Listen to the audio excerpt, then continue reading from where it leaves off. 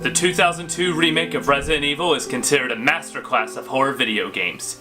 It was seen as the peak of its genre, and is considered by many to be not just one of the scariest games ever made, but also one of the best. And I've never played it.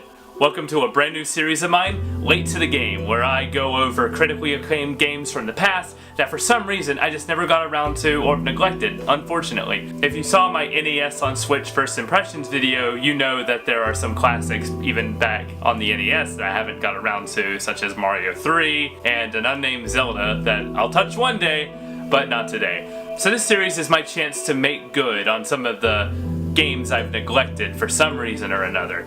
And because I'm in a Halloween mood, I decided to start with Resident Evil, the very first one. Well, the remake to the very first one. And you might be asking, why the remake? Why not just play the first Resident Evil as it was originally released? Well, I heard a lot of reverence specifically more for the GameCube remake than the first edition of Resident Evil.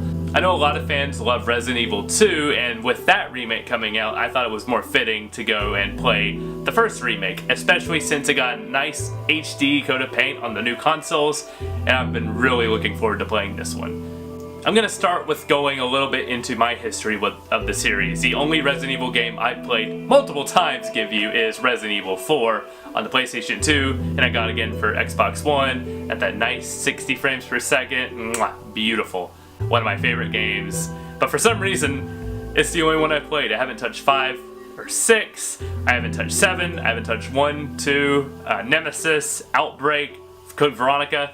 Haven't touched any of those, but if I want to go back and play some of those games, I need to go back and start with where it all began. So this is how this new series will work. I'm going to start out by laying all my cards on the table, every spoiler, everything I know about the game going in. Then I will give my predictions of what I think will happen in the game. Then I will go play about halfway through or so, depending on where that is. I will come back, give my thoughts, go back and finish the game, then come back and wrap up what I think of the game as a whole. Do I think it deserves to have a high of regard as it does? And then I will end the video. Alright, so let's lay all the cards on the table. This is everything I know about the remake to Resident Evil 1. I know the first game centers around a mansion. Now, as of whose mansion it is, I have a few ideas, but as of right now, I know the first game takes place entirely in one location, the mansion. I know that there's a team that go in and investigate the mansion. I know that team consists of Jill Valentine, Barry, Chris Redfield, Rebecca, I think her name is, and Wesker. And I know that going in, Wesker is actually the bad guy. But I don't know what his motivations are, but I have a couple of ideas, but I know nothing definitively. I know that you play as Barry and Jill, and I think it works in a way where I play as one character, I play their story, I play as the other person's story, then I play a finale, kind of wrap up the story, I guess. I think that's how it works. I think Resident Evil 2 works a similar way, because I know Leon and Claire have they each have 2 campaigns that you play through, and in different orders you see different events transpire. It's a really cool idea. I have a feeling there's a simplified version of it in Resident Evil 1, especially the remake. I know that the bad voice acting that is considered legendary is unfortunately not in the remake, for good reason. They want to kind of keep the more scary aspect of the game alive, so I'm gonna miss that, but I'm really excited to have the pants scared off me. And speaking of which, I know the first game centers more on survival horror rather than action horror, so I'm really excited to see kind of where the roots of this series take place, especially how they were perfected in the remake. I know the phrase itchy tasty for some reason. I have a feeling that's kind of like a Andrew Ryan, would you kindly type thing, because that's a very popular phrase I hear with the game, itchy tasty, like with Bioshock's would you kindly. I imagine it's a plot twist similar in that vein, but I don't know for sure, but I really want to find out. I know that the enemies of the game are zombies, but they stopped becoming zombies in Resident Evil 4 because they have that virus in their chest and neck, and if you shoot their head off, a giant creature will come out of it. I don't think I'm gonna see giant lizard creatures pop out of people's heads, but that'd be awesome. I'm gonna miss that. I should play 4 after this. I'm probably going to. Jill and Barry are cops? The whole crew might be cops? I know Jill's a cop. I think she's a cop.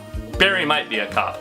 Alright, we're moving on to the next section, which is my predictions. These are things that I think is going to happen in the game based on my previous knowledge. My guess is that the mansion is going to be a testing site for the Umbrella Corporation, which comes into play in later games, especially Resident Evil 4, and that's why the outbreak is happening in the house, and that's why Wesker is trying to bring the group there. He's like, being like, oh, there's some weird stuff happening in this house. I need this cop team to come and show up and show them what's up with this house. So I think he's leading them there to do test subjects on because they're elite soldiers. He's trying to make elite zombies. Kind of like Baron Zemo and Captain America Civil War. They weren't zombies, but they were super soldiers. And I think he's going for super soldier zombies, which sounds awesome. The game will end with Wesker escaping since he comes into play in later games, and the outbreak starting in Raccoon City. I think we'll get a tease for that, kind of like a cliffhanger ending, setting up Resident Evil 2. I think that Jill and Chris are going to be the only two people to survive. I think everybody is going to die. Maybe Rebecca survives, I don't know, but everybody else dead. I believe one of the team members is going to get infected in the house and spread the virus, causing a chain reaction that leads to 2, 3, 4, 5, 6, 7, all the other games in this series. I think maybe possibly Rebecca will be the carrier for that virus. And my last prediction, I'm going to die a lot. Alright, now that everything's laid out, I'm going to go play the game. I'm going to play about halfway through, and then I'm going to come back and give my thoughts so far. It'll be a different day, so I'll be wearing a different shirt, it'll be jarring, it'll be crazy! But we're gonna try to make this work. Okay, so I have finished up what feels like the halfway point to Resident Evil. Right now, I have just finished up the mansion and have walked through the first part of the courtyard to the first save point that you get in that little cabin. I don't know much of what happens in that cabin or what's involved there because I have just reached there to get to the save point, and so I can come back here and record my thoughts. So what do I think of the game so far? I have notes here, let me see. Alright, I can already tell why this game is so highly regarded, especially since the original version, not the HD release, came out in 2002, because this game is absolutely beautiful. There's an option to play on the original 4x3. I'm playing on the 16x9 to get that full widescreen effect, and man, does this game look beautiful. I can't believe that the remake itself came out only like 4 or 5 years after the original on PlayStation, because it's a huge upgrade. I know it came out on the GameCube versus the PlayStation 1, but man, it's a beautiful game, beautiful environments, and it really keeps that really intense atmosphere. It's really dark, really shadowy, but all the environments are detailed to like an absolute perfection. It's incredible, man. The sound design is especially top-notch. I'm playing with headphones, and if you're playing this game, or if you played it and want to go back through, I recommend doing it with headphones so you hear everything from like the grunts of the zombies to like the wind in the back and everything. It's so good. And the enemies especially are terrifying. The looks of the zombies, especially the first one you see as he like turns his head and his like head is cracking. That's some terrifying stuff. The game itself feels like a mix of Metroidvania and like a massive Zelda dungeon. It's like Metroid due to the emphasis on backtracking and the isolated hostile environment, because for the most part, you're alone. The only character you really interact with through the game, through Jill's story, which is what I'm playing, is Barry. But between that, you're on your own, so it's this really hostile environment. Everything's trying to kill you, but you're trying to like make your way slowly through this mansion by unlocking doors and everything. And that's where the Zelda part comes in. You know how in Metroid you're collecting items and everything to progress through, while in Zelda dungeons you're progressing keys and using puzzle solving to make your way through. And that's why I think it's a mix. Has like the big environment of a Metroid game, but kind of the focus on keys and puzzle solving that a Zelda dungeon would have. I didn't know that item management was going to be a huge part of this game.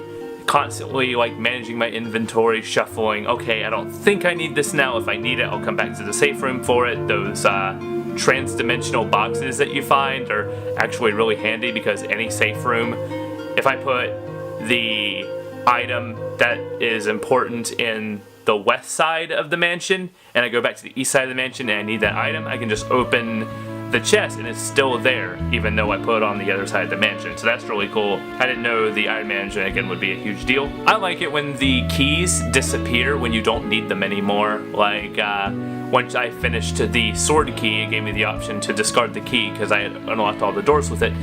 I trust the game. I don't think it's lying to me. I like to think it's being my friend right now, but I could be completely wrong.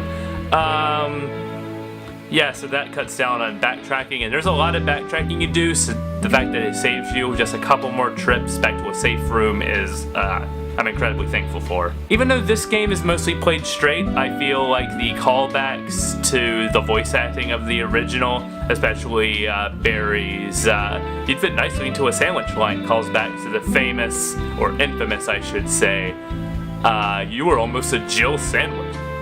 This game makes me really curious what hardcore fans thought of Resident Evil 4 when it first came out, because the original 3, especially this remake, was rooted in hardcore survival horror. I'm evading fights more often than I'm engaging, where in Resident Evil 4 I was shooting everything, and Resident Evil 4 kind of spoiled me in that regard, because I was going around at first shooting a lot of things in the environment, just wasting ammo. I was like, oh, there's a twinkling object, bang bang, try to shoot it to bring it down, but that didn't work. I'd had to use the environment for puzzle solving, and it was a vase sitting in the main room of the mansion that I tried to shoot several times, thinking, it's gotta open. I tried stabbing it with my knife, that wouldn't work, so I was just like, okay, this is a completely different beast than Resident Evil 4, it's not gonna be as friendly with items, I can respect that, but it took me a while to get used to. The save system in this game I actually really like because it adds tension. Because in Resident Evil 4 you were kind of approaching the save points in a linear fashion. You go from save point, you progress to the game, go to a save point. When in this one you kind of have to be like, okay, I'm on the west side of the mansion. Should I save now before I go to the east side? Because I got this new item. I don't know if new enemies are going to pop up and everything. So should I save now? And you only have a limited number of ink ribbons to use. The manual, the in-game manual, said that there's only a limited number throughout the entire game, and since I've read that, I've been kind of saving them. I made a few risky attempts across the mansion just to see if I could make it there. I equate the tension of the save system to something like Alien Isolation, where I was literally crawling for a save point slowly. Even if the system is different, both games use the save system incredibly effectively and help ramp up that tension. But something that's not really tense is the safe room music. I really enjoy the music for the safe room. It's like really calm and relaxing. And then you leave and like you're attacked by like a crimson-headed guy. There's only a couple of things that I have problems with. The first one is Jill as a character. So far in the game, I don't know if she improves, but for the first hour or so, every time I ran to a cutscene to introduce an enemy, she fell on her back. After like 6 zombies, you think Jill, after like a huge cutscene, introduces like just a normal zombie, like coming out of the water or like in the kitchen or whatever. She falls over. Or like trips back and like doesn't know what to do with herself. I'm like, come on, you've already killed several of these things. You don't need to be a wimp. You got this, Jill. You're a trained officer. So that bugged me a lot. So hopefully she'll improve by this game or later games. I think she's the protagonist of Resident Evil 3 again, but I could be wrong. Maybe she makes a cameo in 2. I actually don't know, but I'm definitely gonna play 2 after this. I don't know if I'm gonna play the remake of 2 or I'm gonna go back and play the original. Whatever you guys think, let me know what you think I should do, because if the remake of 1 is this good, I can't wait to see what the remake of 2 is like. Another one of my issues is the game urges you to get headshots, and like says, oh, headshots are the main way of taking care of a zombie, for obvious reasons. If you played any action game, you know, shoot for the head. But the problem is you only have 3 modes of aiming with the pistol. You have straight on, up in the air, and down at the ground. It's really hard to line up these two in a way that gives you an effective headshot with the pistol. With the shotgun, it's much easier, and with the grenade launcher, it doesn't matter what you're shooting as long as they blow up. But with the pistol, I just find it really difficult to get headshots. You can more easily like shoot them to the ground and then try to aim up a headshot. But one thing that I like to do when they're on the ground is like take out my knife and save ammo a bit by getting some extra damage, and if they come up again, 1 or 2 more bullets should take them down permanently. So one thing I've been doing too is kind of like leading them on stairs and like lining them up. I got like 1 or 2 that way, but it's not super effective as opposed to like the shotgun or something and getting headshots. Alright, so already I can tell what I was kind of right and wrong about going in with my initial impressions, so I will go ahead and pull up that list right here. There was more people in the team than I thought. Also no Rebecca. I guess she's not a part of the STARS team. I think she's more involved in Chris's story, which I was also wrong about. I thought you would be able to play as Jill and Barry. I didn't know Chris was a playable character. I know he was a big deal, but I didn't know he was a playable character in this first game. My camera cut me off. I was talking too much. Also, how did Chris get separated with the group? He was right behind us in the opening cutscene when we enter the house, but then we get in and they're like, where's Chris? Is this Chris's blood? I don't know. What happened to Chris? Because he was 2 feet behind me. Did he go in a different door? Why split up in a house that we don't even know yet? Speaking of which, Barry was like, I'll check the dining room. Okay, but we were already in the dining room. It's a huge house. Why are you checking the room we've already been in? You think our best option would be to check each room in the house for Chris if we already checked the one and he wasn't in there? Just something I noticed, something that was really funny to me. I finally learned what itchy tasty means.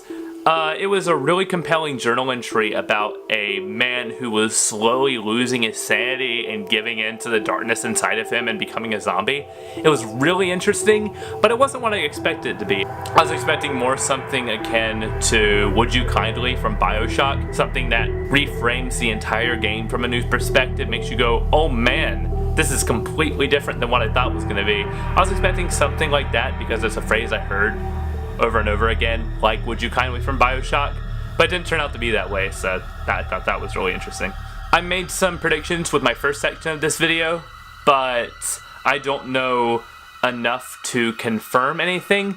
The only thing I know is, Umbrella is 100% involved in this. I didn't know if they would be a thing starting in 2 or this one, but they're already laying the groundwork because in the tomb you find a emblem that gets you into the courtyard, and it is the umbrella symbol. It's the red and white, like alternating triangles. So I know that they're going to be involved somehow. This might play into my theory about this mansion being a testing ground for zombie super soldiers, but we'll see. Who knows? That sounds ridiculous, but again, 4, I know this series gets completely ridiculous, so I am all for laying the groundwork to insanity. Alright, that's all I got so far. I'm really enjoying this game and I cannot wait to go back and play more, finish it up, come back and give my final thoughts, at least of Jill's playthrough. I'm definitely going to play the Chris campaign later, but it's not going to be a part of this video, as I believe it is the same campaign, just told through a different lens. Then I'm going to come back, give my final thoughts, and wrap this whole thing up. Don't know what that was. Alright, so Resident Evil has finally been completed. I am done with the game. I have saved Chris and Barry, which surprised me because I didn't think I could save Chris or Barry. I thought that would be like a set thing, but apparently your ending can differ based on how many people you save. So you save Chris by collecting the M disc in the lab, and I think there's one back in the mansion that you get with the yellow crystal. And you save Barry by trusting him. And what was really interesting to me is that Xbox gives you achievements, and looking at a few of the achievements, I have determined that only 1% of players didn't trust Barry. Proof that Barry is the best character. I love Barry. He's great. Even though he kind of betrays you, he makes good and shoots the bad guy in the end, so not too bad. I did not expect narrative consequences like that at all. That really caught me off guard, but I ended up with the good ending, so I'm incredibly happy that it shook out that way. I just happened to save Chris and trust Barry, because of course I'm going to trust Barry. Who's not going to trust Barry? So overall, what did I think of the game?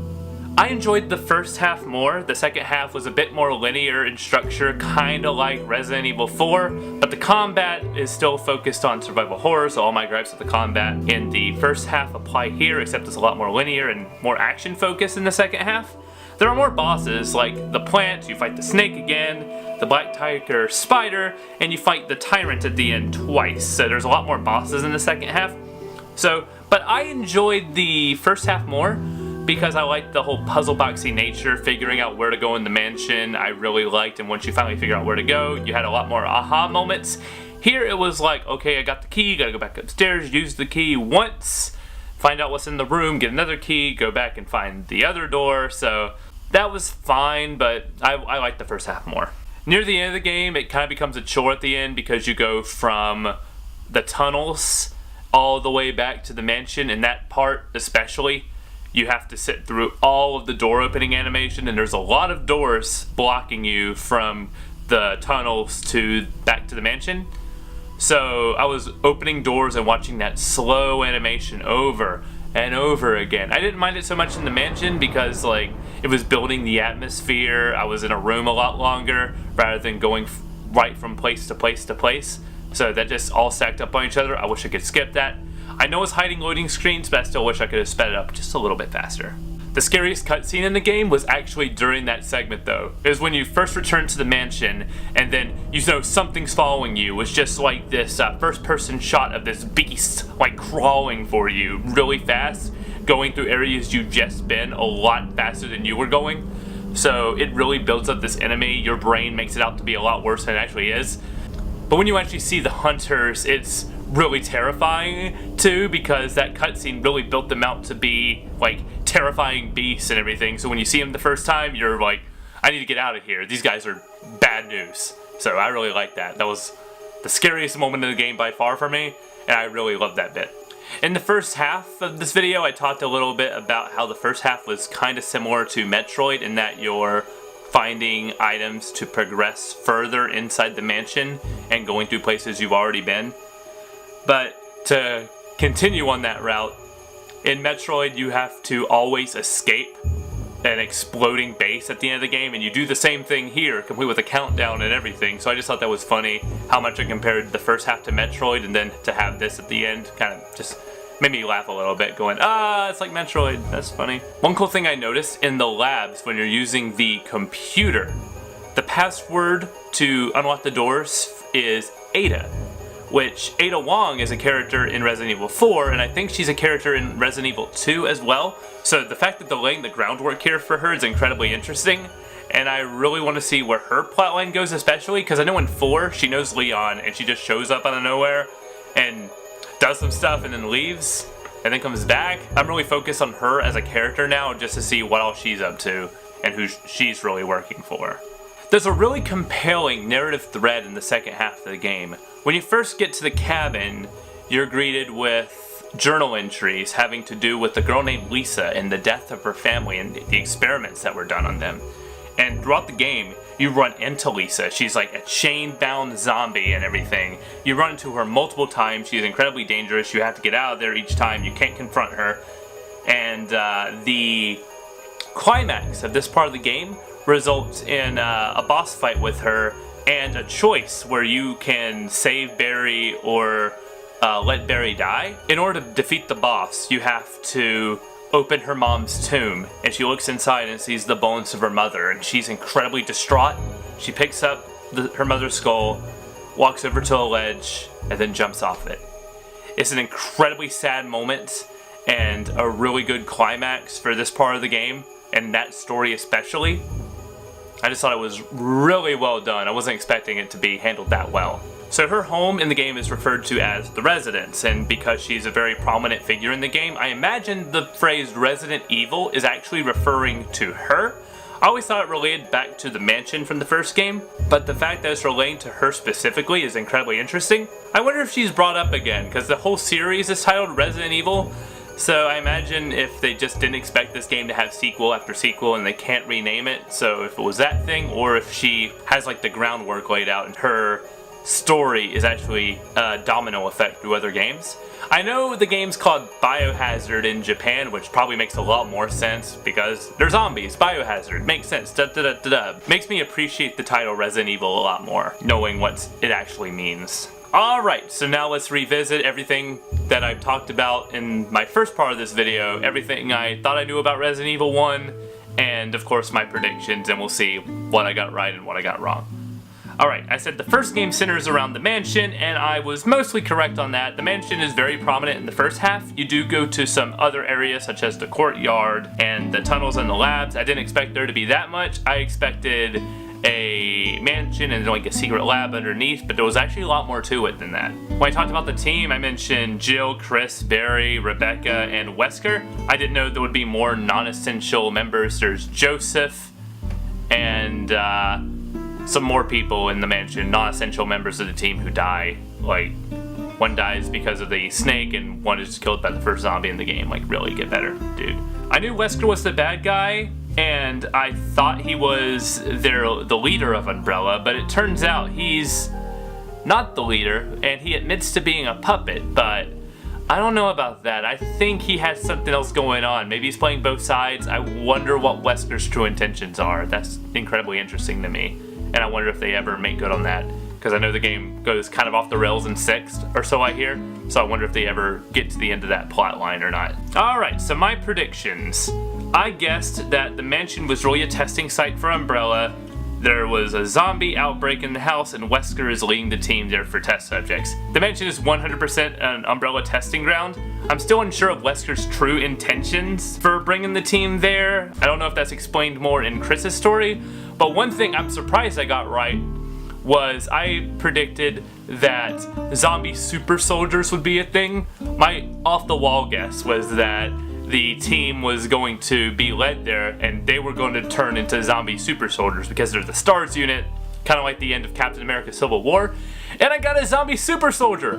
They weren't being turned into zombie super soldiers, but the Tyrant's basically a super soldier. So I will take that. I will say that's 100% right. Well, probably half right, but I'll take it. I wasn't expecting that. I was going off the wall with that one, so. I predicted that the game would end with Wesker escaping and the outbreak starting up in Raccoon City, setting up Resident Evil 2, and I predicted Jill and Chris would survive at the end, but Barry will die. Well, technically Barry can die, so I'll grant that as half right, I guess. But we don't see Wesker escape in Jill's campaign. He was shot by Barry, but there's no chance he's dead. No, he escaped somehow. Maybe we see him escape in Chris's story, or maybe there's a flashback. Bulletproof vest, ha ha ha. If you never see the villain crumble into a pile of dust, they're not dead. That's how games work. After rewatching the intro, it looks like there's a tease for 2 at the beginning of the game, not the end of the game, because they say that murders are happening in Raccoon City, and I know Resident Evil 2 is largely in or completely in Raccoon City, so I'm really wondering if like those murders at the beginning are setting up 2, or were they just a crux for this game to start. Either way, the groundwork is laid for a sequel for Resident Evil 2 in the opening moment, so we'll see. Overall, I was expecting to die a lot more than I thought I would, so overall I really enjoyed this game, minus a few setbacks. My first complaint was that Jill as a character seemed really weak and inefficient, but in the second half of the game I didn't notice that at all. She seemed in cutscenes more in control of the situation, which I really liked. She grew as a character throughout the thing. But in the first half it was kind of annoying, like you're a trained officer, these are just standard level zombies, but then you see a cutscene of the hunters appearing, she doesn't freak out. You're freaking out as a player, but she gains composure. I don't think you see her reaction, but when you're playing the game, she doesn't like drop the gun and go, ah! She's ready for it when you're in control, so I just thought that was really good. They really improved on her in the second half, which has me excited to see where she goes in other games. My favorite parts of the game were the atmosphere, the sound design, and the storyline that comes to fruition in the second half. I really enjoyed that. All those things together made for an incredibly detailed and fantastic game to play. Now I really want to play future games to see where the story goes, and I really want to start the Resident Evil 2 remake that's coming out in January. I don't know if I should play that first or if I should play the original port of Resident Evil 2, either on the Nintendo 64 or the PlayStation. There's a Dreamcast port too, which is apparently really good, but really expensive. I don't know why it's like $50. So I'm getting off topic. Anyway, that's everything. So let me know what you thought of this new format. I actually really enjoyed it because it gave me a chance to detail my thoughts on a game as I was playing it, something that was popular and really well talked about, but I've never really experienced that. I thought this was a new way to look at those types of games that I never played before but really want to. So overall, I really like this format. I really dug this format. Let me know what you thought. As always, like, comment, subscribe, send to your grandmother, hit the bell before you send to your grandmother, tell your grandmother hit the bell, all that sort of stuff. I'll see you next time.